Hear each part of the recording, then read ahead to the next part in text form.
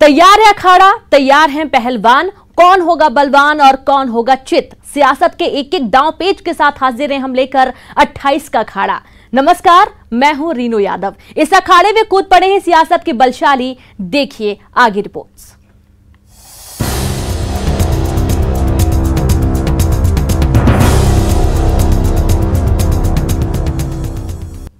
तो सबसे पहले बात करेंगे भोपाल से अहम खबर की, जहां पर कांग्रेस विधायकों की तोड़फोड़ को लेकर बोले गृह मंत्री नरोत्तम मिश्रा।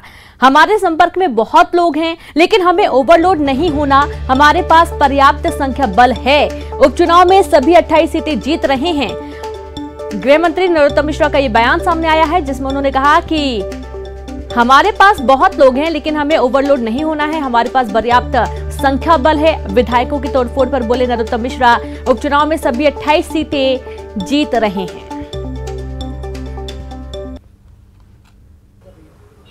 जोड़ तोड़ की जरूरत नहीं है। बीजेपी 114 पहले से ही है। एक और आएगा तो 115 हो जाएंगी। बहुत लोग बातचीत कर रहे हैं। अब हम ओवरलोड होना नहीं चाहते। हमें मालूम है कि हम 28 जीतने वाले हैं, लेकिन निश्चित संपर्क में तो है। तो सुना आपने, कांग्रेस विधायकों की तोड़फोड़ पर नरोत्तम मिश्रा का बयान आया है कि उनके संपर्क में बहुत सारे लोग हैं, लेकिन वो ओवरलोड नहीं होना चाहते हैं। एक और आ जाएगा और अभी हमारे पास 114 का आंकड़ा 115 हो जाएगा, ये भी कह रहे हैं। उनके पास पर्याप्त संख्या बल है और साथ ही वो दावा कर रहे हैं कि उपचुनाव में सभी 28 सीटें वो जीत रहे हैं। और जिस तरीके से कांग्रेस विधायकों के बीच में लगातार गतिरोध देखा जा रहा है कांग्रेस पार्टी के अंदर, और इस पर जब बातचीत की गई कि क्या कुछ और भी लोग बीजेपी के अंदर शामिल होने वाले हैं, तो इस पर नरोत्तम मिश्रा का बड़ा बयान आया, जिसमें उनका कहना है कि बहुत सारे लोग संपर्क में हैं और वो ओवरलोड नहीं होना चाहते हैं, और यही कारण है कि अभी ऐसा कुछ भी नहीं है। 28 सीटें जीतने का दावा गृह मंत्री नरोत्तम मिश्रा कर रहे हैं।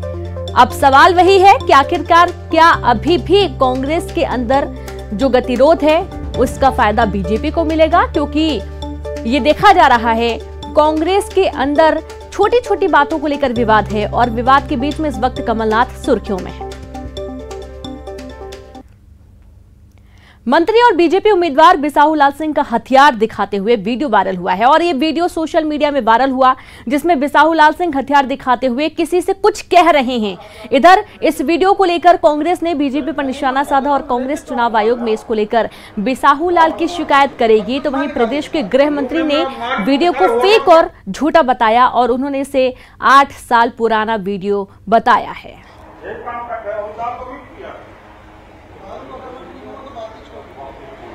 दारू पीने की तुमको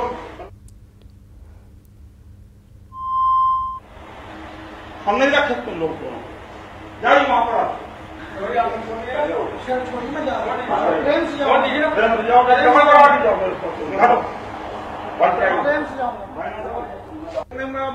सारे होटल पर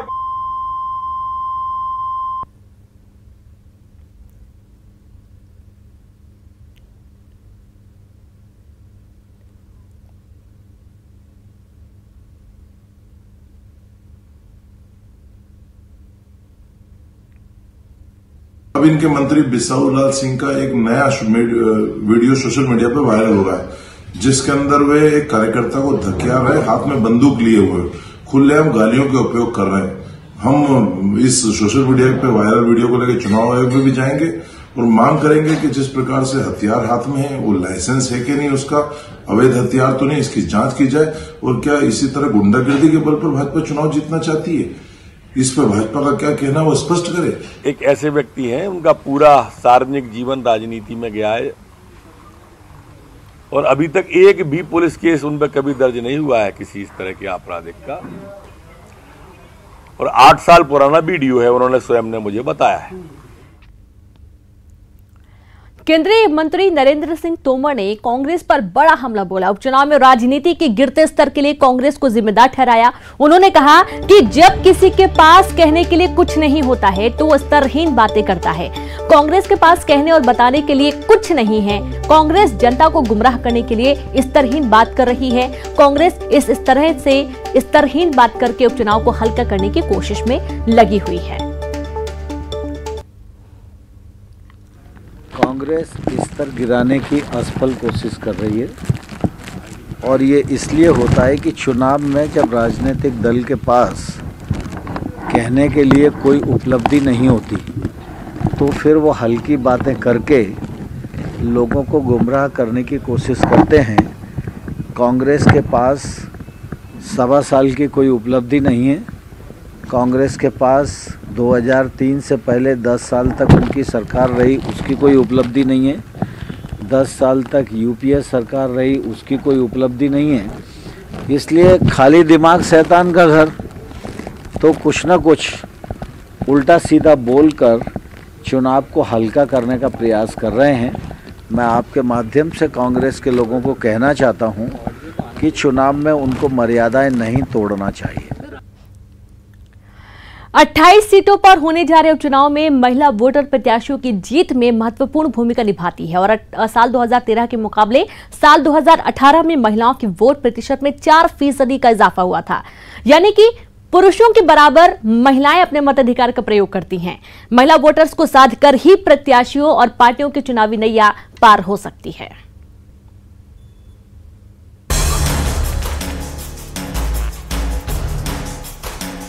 साल 2018 में हुए चुनाव में महिला मतदाता बढ़ चढ़कर मतदान करने के लिए मतदान केंद्र तक पहुंची थी। 28 सीटों पर हो रहे उपचुनाव में 10 सीटों जौरा, ग्वालियर पूर्व, ग्वालियर, मेहगांव, दिमनी, अनूपपुर, मानधाता, नेपानगर, सुवासरा, पोहरी में महिला वोटर्स निर्णायक साबित हुई थी। सुवासरा में महिलाओं का वोट प्रतिशत सबसे ज्यादा 80.28% रहा था। नेपानगर में 70.94%, मानधाता में 77.60%, अनूपपुर में 75.36%, पोहरी में 74.04%, जौरा में 71.73%, दिमनी में 68.70% रहा था। 2018 में ब्यावरा में प्रदेश भर में सबसे ज्यादा 50.75% मतदान हुआ था। उपचुनाव वाले विधानसभा क्षेत्रों के लिहाज से दूसरे नंबर पर हाट पीपलिया रहा था, जहां 50.38% वोट पड़े थे। महिलाओं के बढ़े हुए वोट प्रतिशत के चलते बीजेपी और कांग्रेस दोनों ही दलों ने महिला वोटर्स का भरोसा जीतने के लिए महिला विंग को मैदान में उतारा है। महिलाओं का विश्वास भारतीय जनता पार्टी के प्रति हमेशा से था, है और रहेगा। और इसके पीछे बहुत बड़ा कारण एक और है कि हमारे मुख्यमंत्री जी ने जिस प्रकार से मध्य प्रदेश में महिलाओं के भाई के रूप में जो विश्वास जीता है, बहुत बड़ा विश्वास शिवराज सिंह जी के प्रति मध्य प्रदेश की महिलाओं का है। साल 2018 में महिलाओं का वोट प्रतिशत साल 2013 के मुकाबले 4% बढ़ा था। 20 लाख से ज्यादा महिला मतदाताओं ने बीजेपी के पक्ष में वोट किया था। साल 2018 के ट्रेंड को देखें तो बढ़े हुए वोट प्रतिशत का फायदा कांग्रेस को मिला था। उपचुनाव में इन 10 सीटों पर जो भी दल बीजेपी, कांग्रेस या बसपा महिला प्रत्याशियों को मतदान केंद्र तक ले जाने में सफल होगा, जीत के लिए फायदा उसी पार्टी को होगा। महिलाओं के बीच में हमारे बहुत संगठन सक्रिय काम कर रहे हैं और जो मौलिक संगठन हैं जहां पर महिलाओं का जो है आर्थिक रूप से शोषण हो रहा है, आंगनबाड़ियाँ हैं, सहायिकाएँ हैं, जिनकी भारतीय जनता पार्टी के शासन में जिनके अनुदान खा गए लोग, उनको जो छोटा छोटा जो है वो मिलता है, मानदेय मिलता है, वो खा गए भारतीय जनता पार्टी के लोग। तो ये जो है इससे हम उन्हें निजात दिलाएंगे, हम उनका मानदेय भी बढ़ाएंगे, ये हमने उनसे वादा करा है। रंजना दुबे, न्यूज़ 18 भोपाल। तो वहीं ज्योतिरादित्य सिंधिया को लेकर केंद्रीय मंत्री नरेंद्र सिंह तोमर का बयान आया। उन्होंने कहा कि व्यक्ति निर्माण में समय लगता है और सिंधिया बीजेपी की परंपराओं से रूबरू हो रहे हैं। उन्होंने उम्मीद जताई है कि जल्द ही सिंधिया बीजेपी में समरस हो जाएंगे और ताकत बनेंगे। व्यक्ति निर्माण की प्रक्रिया की गति हमेशा धीमी होती है। सिंधिया जी आए हैं, भारतीय जनता पार्टी में उनका स्वागत है। भारतीय जनता पार्टी विचार आधारित, कार्यकर्ता आधारित राजनीतिक दल है। वो परंपराओं से, प्रक्रियाओं से, पद्धति से परिचित हो रहे हैं और मुझे पूरी आशा है कि वो भारतीय जनता पार्टी में समरस होंगे और भाजपा की ताकत बने। और ज्यादा जानकारी के साथ संवाददाता जितेंद्र जुड़ गए। जितेंद्र, वो जल्द ही भाजपा पार्टी में समरस होंगे और ताकत बनेंगे, अब इस बयान को किस तरीके से देखा जाए, क्योंकि ज्योतिरादित्य सिंधिया के कारण ही तो ये पूरा उपचुनाव चल रहा है। देखिए रेनू, अगर बात की जाए कि नरेंद्र सिंह तोमर जो केंद्रीय मंत्री हैं, उन्होंने आज एक बयान दिया है कि अभी सिंधिया को थोड़ा सा वक्त लगेगा, व्यक्ति निर्माण में समय लगता है। तो कह सकते हैं उनके बयान के कई मायने देखे जा सकते हैं और अलग अलग मायने निकाले भी जा रहे हैं। देखते हैं कि कांग्रेस इस पूरे बयान को किस तरीके से लेते हैं, ये देखने वाली बात है। मगर सबसे बड़ी बात यह है कि ये बात अभी किसी एक इंटरव्यू के दौरान भी केंद्रीय मंत्री ने कही कि उन्हें अभी ढलने में वक्त लगेगा। तो कह सकते हैं कि भाजपा की रीति समझने में भी उन्हें समय लगेगा, ये केंद्रीय मंत्री भी मान रहे हैं और कह रहे हैं। तो जाहिर सी बात है कि इस बयान के कई मायने देखे जा सकते हैं। अब चूंकि माहौल चुनावी है तो इसे कांग्रेस किस लिहाज से देखती है, ये देखने वाली बात होगी। जी, कांग्रेस किस लिहाज से देखती है ये तो देखना होगा, लेकिन सबसे पहले ये भी सवाल है जितेंद्र की बीजेपी किस तरीके से ज्योतिरादित्य सिंधिया को देख रही है, क्योंकि ये बयान बहुत ही महत्वपूर्ण है। केंद्रीय मंत्री हैं और ज्योतिरादित्य सिंधिया जो कि अपना पूरा एक पैक लेकर बीजेपी में शामिल हुए हैं और आज उपचुनाव की जनसभाएं कर रहे हैं, बीजेपी के लिए वोट मांग रहे हैं अपने पूर्व विधायकों के लिए। देखिए, केंद्रीय मंत्री ने साफ तौर पर पहले ये संकेत दिए हैं कि उनका स्वागत है बीजेपी में और बीजेपी परिवार में समय लगता है उनकी नीतियों को समझने में।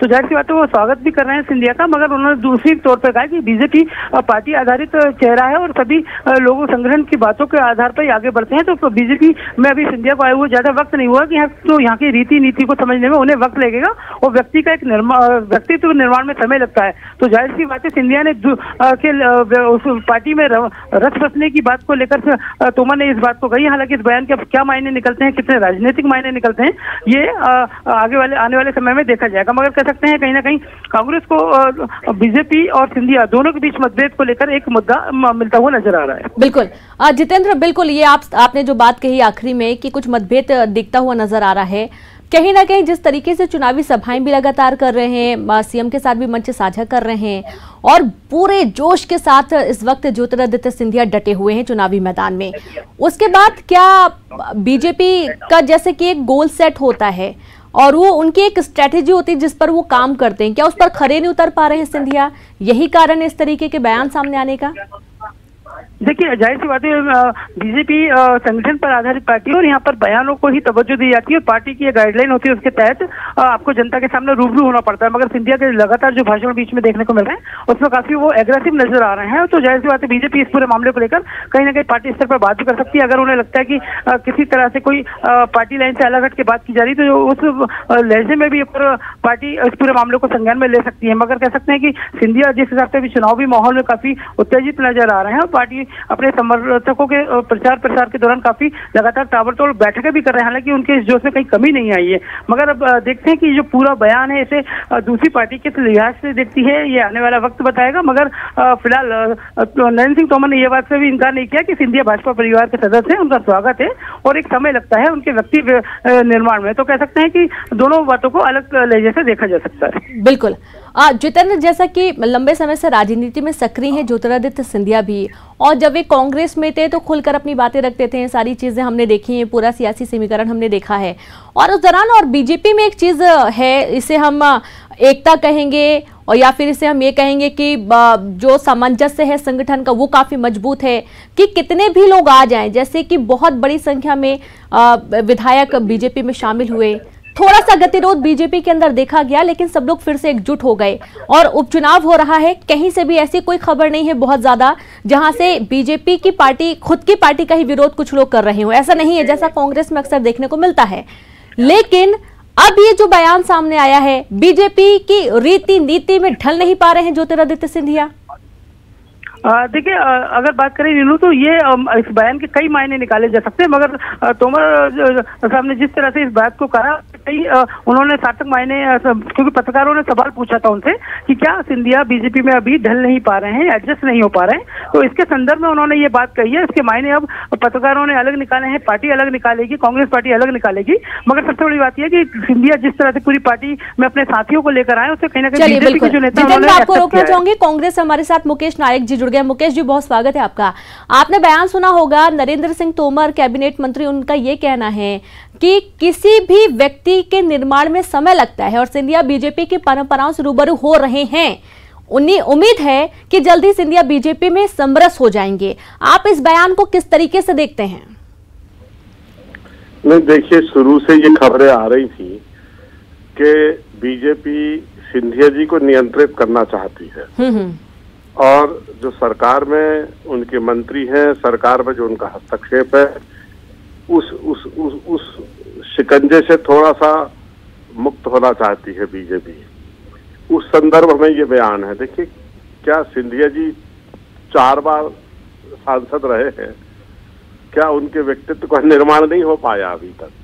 जी, ये बयान अपने आप में ये बताता है कि बीजेपी से तदात्म होने में, बीजेपी से एक रस होने में सिंधिया जी को दिक्कत आ रही है और इसीलिए वो कह रहे हैं कि समय लगेगा उन्हें बीजेपी की नीति, रीति और उससे एक रस होने में। चलिए, हमारे साथ रजनीश अग्रवाल जी भी जुड़ गए हैं, बीजेपी प्रवक्ता हैं आप। रजनीश जी, आपने बयान सुना होगा नरेंद्र सिंह तोमर जी का?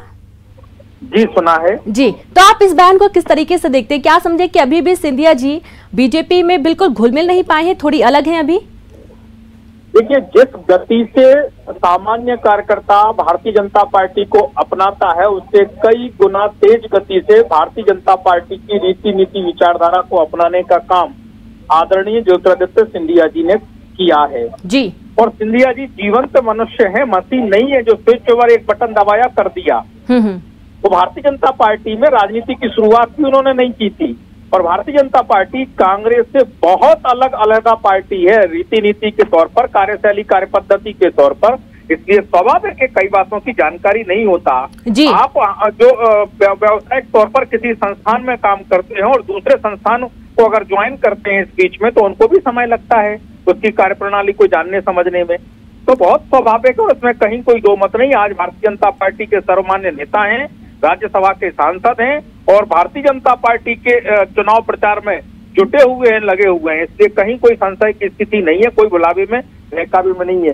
कांग्रेस में उन्होंने लंबा समय गुजारा, कांग्रेस ने उनके साथ जो व्यवहार किया वो भी किसी से छिपा हुआ नहीं है। अच्छा, रजनीश जी, दिल से, खुले मन से अपनाए हुए हैं। जी, सवाल ये है, महाराज वाली जो उनकी छवि बनी हुई है, जैसा कि बीजेपी के अंदर एक बहुत अच्छी चीज देखी जा रही है, एकता बहुत गजब की है। चाहे कितने भी लोग आ जाए बीजेपी के अंदर, ना जाने कितना दिल बड़ा है कि सबको ले लेते हैं और कोई विरोध की सुर भी नहीं उठ पाते बहुत ज्यादा। तो यहाँ से सवाल ये उठता है कि क्या ज्योतिरादित्य सिंधिया महाराज वाला एक जो उनका रौब है, जो उनका ओहदा है, उस चीज के चलते वो उस तरीके से नहीं जुड़ पा रहे हैं बीजेपी पार्टी के साथ जैसे कि कांग्रेस में बने हुए थे? देखिए, वो एक अलग विषय है, उनका अपना निजी पारिवारिक विरासत का मामला है, उससे हम उसका सम्मान करते हैं। लेकिन भारतीय जनता पार्टी की कार्यपद्धति, विचारधारा बहुत स्पष्ट है और इसीलिए इसमें सब समाज आते हैं, सबको स्वीकार करते हैं। कई लोग जो केरल में तो कई कम्युनिस्ट पार्टी से भारतीय जनता पार्टी ज्वाइन करके जो हमारे ठीक विचारधारा की विरोधी पार्टी है, भाजपा को अपनाया, स्वीकार किया है। और महाराज के जो नाते जो उनका अपना राजनीतिक विरासत और पारिवारिक विरासत है, उसका हम सम्मान करते हैं। वो निजी तौर पर उनके लिए स्वाभाविक है, गौरव का कारण है, मान सम्मान का कारण है। लेकिन भाजपा की रीति नीति पद्धति सबके सामने स्पष्ट है। हाँ, चलिए, बहुत शुक्रिया आपका रजनीश जी। साथ ही मुकेश जी, आपका भी शुक्रिया हमसे जुड़ने के लिए, तमाम बातचीत करने के लिए। तो कुल मिला के ये ब्रेक के बाद एक बार फिर से आप सभी का स्वागत है। मुरैना जिले की सुमावली सीट ऐसी सीट है जहां पर 30 साल में पहली बार बिना क्षत्रिय उम्मीदवार की चुनाव हो रहा है।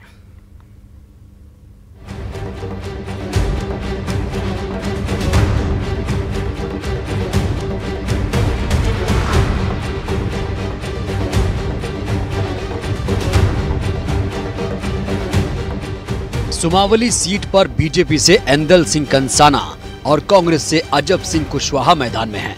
गुर्जर, क्षत्रिय, ब्राह्मण निर्णायक वोटर्स हैं। 1990 से 2008 में एक बार जनता दल से, बाकी बीजेपी से गजराज सिंह सिकरवार चुनाव लड़े। 2013 में सत्यपाल सिकरवार बीजेपी से लड़े। 2018 में मानवेंद्र सिंह सिकरवार बीएसपी से लड़े। सुमावली विधानसभा सीट में कुल मतदाता 2,34,962 है। इनमें पुरुष मतदाता 1,29,697, महिला मतदाता 1,05,253 और अन्य 12 हैं। जातिगत समीकरण के हिसाब से गुर्जर 33,000, कुशवाहा 30,000, ठाकुर 28,000 और ब्राह्मण 22,000 मतदाता हैं।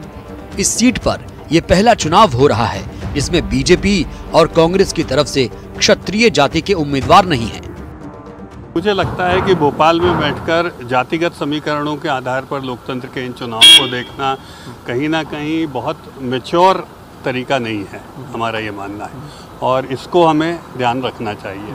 तो मुझे लगता है कि मैं नहीं कह रहा हूँ कि चुनाव के दौरान राजनीतिक क्षेत्र में जातियों का या बाकी का नेतृत्व तो नहीं देखा जाता, लेकिन केवल उस पर ही पिन पॉइंट कर देना ये कोई बहुत परिपक्व राजनीति नहीं है, और इसीलिए हम सबका साथ और सबका विकास पर यकीन करते हैं। आइए अब समझते हैं इसका सियासी समीकरण क्या है। 2018 में एंदल सिंह कंसाना 13,313 वोटों से जीते थे, जबकि बीजेपी के अजब सिंह कुशवाहा को हार का सामना करना पड़ा था। 2013 चुनाव में बीजेपी को जीत मिली थी, सत्यपाल सिंह सिकरवार जीते थे। उस दौरान अजब सिंह कुशवाहा ने बीएसपी से चुनाव लड़ा था, वहीं कांग्रेस से एंदल सिंह कंसाना को तीसरा स्थान मिला था।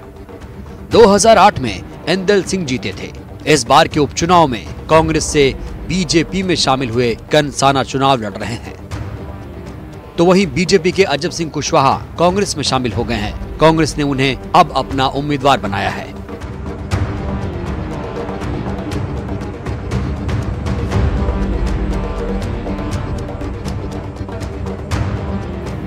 इस सीट पर भीतर घात की स्थिति बन रही है। बीजेपी में इस समय भीतर घात की संभावनाएं ज्यादा हैं।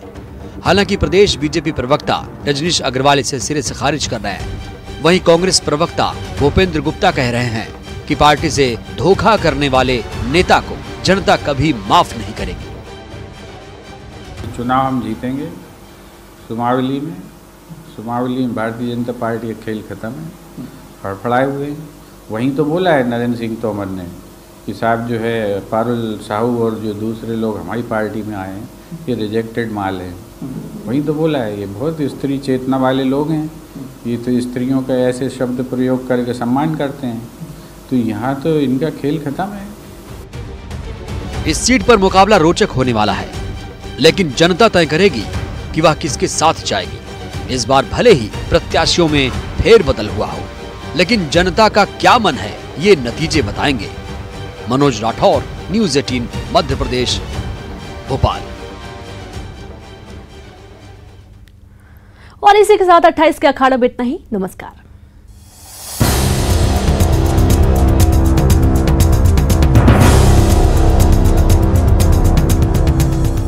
हम चलेंगे ग्वालियर पूर्व विधानसभा क्षेत्र में जनता के बीच और जानेंगे कि आखिरकार क्या हैं उपचुनाव के मुद्दे।